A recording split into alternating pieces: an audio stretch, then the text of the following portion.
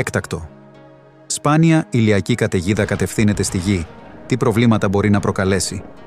Οι αρχές της Embry-Riddle μετά την προειδοποίηση της Αμερικανικής Εθνικής Υπηρεσίας Ωκεανών και Ατμόσφαιρας βρίσκονται σε κατάσταση συναγερμού για μια ισχυρή ηλιακή καταιγίδα που θα μπορούσε να επηρεάσει την παροχή ενέργειας στη Γη. Μια ηλιακή καταιγίδα σπάνιας έντασης κατευθύνεται προς τη Γη και θα μπορούσε να προκαλέσει προβλήματα από απόψε στα δίκτυα του ηλεκτρικού και τους δορυφόρους, αλλά και να δημιουργήσει ένα φαντασμαγορικό βόρειο σέλας, προειδοποίησαν οι Αμερικανικές αρχές. Είμαστε σχεδόν βέβαιοι ότι φορτισμένα ηλιακά σωματίδια που βγήκαν από την κορώνα του ήλιου κατευθύνονται προς τη Γη, εξήγησε σε συνέντευξη τύπου ο Σον Ντάλ του Κέντρου Προβλέψεων Διαστημικού Καιρού, SWPC. Το κέντρο εξέδωσε προειδοποίηση για γεωμαγνητική καταιγίδα 4ου βαθμού στην 5βαθμη κλίμακα, κάτι που δεν έχει ξαναγίνει από το 2005.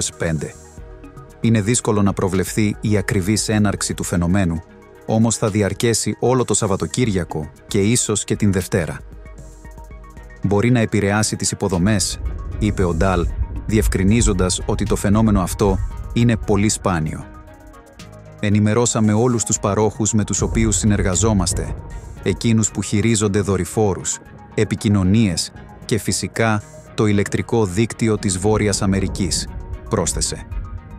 Ο ήλιος βρίσκεται αυτήν την περίοδο κοντά στην κορύφωση της δραστηριότητάς του, με βάση τον 11 κύκλο του.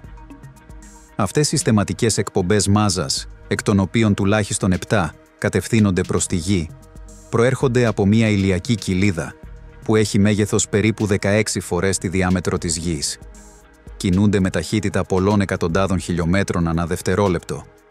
Όταν θα φτάσουν στους αμερικανικούς δορυφόρους, θα είναι δυνατόν να προβλεφθεί με μεγαλύτερη ακρίβεια η ένταση του φαινομένου, δηλαδή περίπου 20-45 λεπτά πριν φτάσει στη Γη, εξήγησε ο Σον Ντάλ.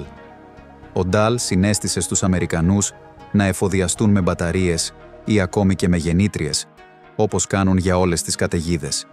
Οι πάροχοι ηλεκτρικής ενέργειας, εδώ και μία δεκαετία, εργάζονται για να προστατεύσουν καλύτερα τα δίκτυά τους, διαβεβαίωσε ο Ρομπ Στίνμπεργκ, επιστήμονας που εργάζεται στο SWPC. Επιπτώσεις μπορεί να υπάρξουν στις γραμμές υψηλής τάσης, όχι στις κατοικίες, και σήμερα υπάρχουν συστήματα για την αποφυγή τους. Θα μπορούσαν επίσης να επηρεαστεί το δίκτυο γεωεντοπισμού, GPS.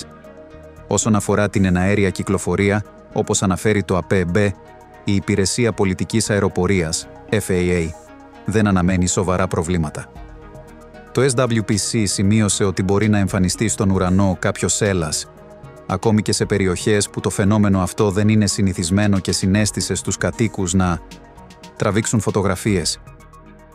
Αν βρίσκεστε σε περιοχή όπου έχει σκοτάδι, χωρίς σύννεφα και με ελάχιστη φωτορύπανση, θα μπορέσετε να δείτε πολύ εντυπωσιακά φαινόμενα, είπε ο Στίνμπεργκ. Και αυτό είναι το δώρο της διαστημικής μετεωρολογίας.